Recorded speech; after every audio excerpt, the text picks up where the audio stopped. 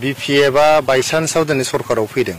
बिपिएफआथ' आमेरिकानि पार्टिसो, आमेरिकायाव दाजानाय मेक आमेरिका ग्रेट एगेन होननानै स्ल'गानजों बिथांमोना इलेक्सन गेलेदोंमोन।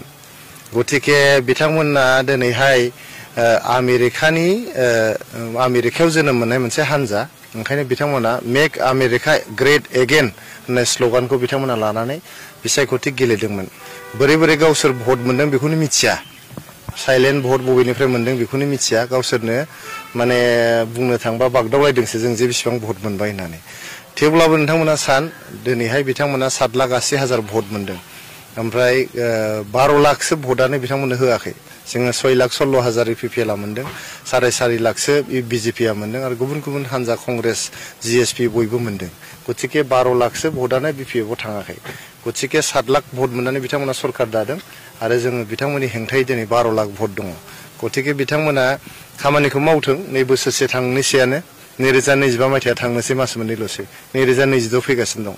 खामानिफोरखौ मावाब्ला दिनैहाय हा फाट्टा होनदों, हा फाट्टाखौ मानो होदिया? माबा मण्डल रिटायार जानाय, खानांगौ रिटायार जानायसो नागिरगासिनो दंनो। होमबा जा सिटिं मण्डलफ्रा जेबो खामानि गैला नामा?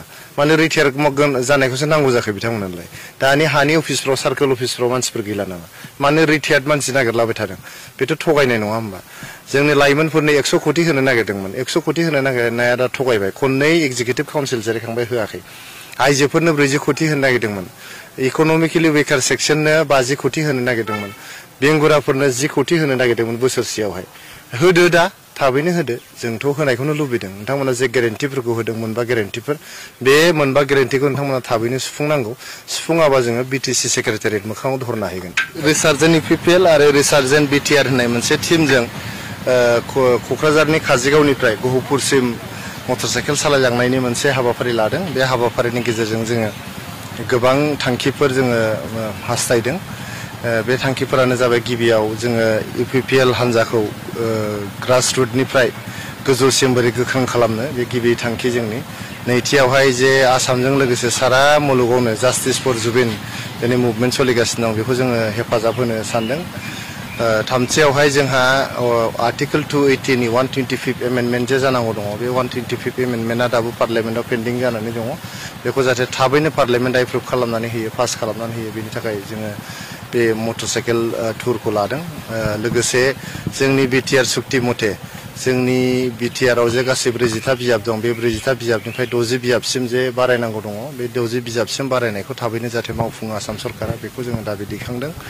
ब्रैथियाव जाहैबाय, जोंनि इपिपिएल सरकार थांखांग्रोमोना जेरैबायदि इलिगेल जुवानि दिनै कालसार स्टार्ट जाफिनदों, फुजानि नामाव, मेलानि नामाव लामा लामा जेरावबो थाना मोखां मानि जे अपेन जुवा गेलेनायनि जे हारिमु दिनै जागायफिनदों। जों गिखांनाय मोनदों जे हारिमुखौ जों 2020 मायथाइयाव इपिपिएल सरकार फैग्रोमोना बन्द' खालामथारदोंमोन। बहाबा खना खनला जुवा जादोंमोन, जोङो पुलिस थिनहरनानै बा जोंनि सेंग्राफोरखौ थिनहरनानै बन्द' खालामहोदोंमोन, जाहाथे जोंनि लाइमोन जे दङ, जोंनि इयुन जे दङ, जे लाइमोन गोहो, बिसोर जाहाथे गाज्रि लामाथिं थाङा, खोमसिनि लामाथिं जाहाथे थाङा, बिनि थाखायनो बे जुवा आरो जौ आरो ड्राग्सनि कालसारखौ जों बन्द' खालामथारदोंमोन। दा बे जे जागायफिननो हमदों, बेयो जोबोद मोनसे गिख्रंथाव मोनसे हारिमु, बेखौ थाबैनो बन्द' खालामनांगौ होननानै जों दाबि दैखांदों।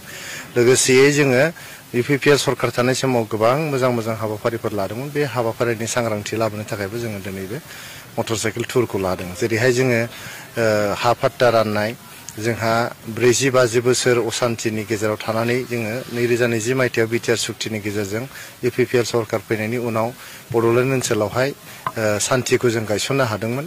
दा बेफोरनि सांग्रांथि लाबोनांगौनि बाथ्रा दङ। लोगोसे जोङो बड'फा सुपार 50 मिशन खालामदोंमोन।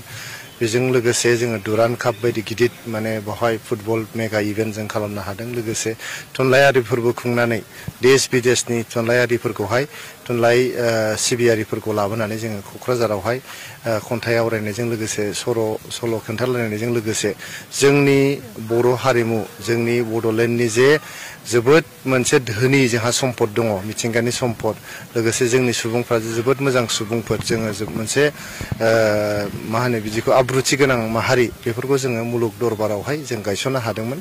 बेफोर हाबाफारिनि सोमोन्दै सांग्रांथि लाबोनो थाखाय दिनै बे मटर साइकेल टुरखौ लानाय जादों।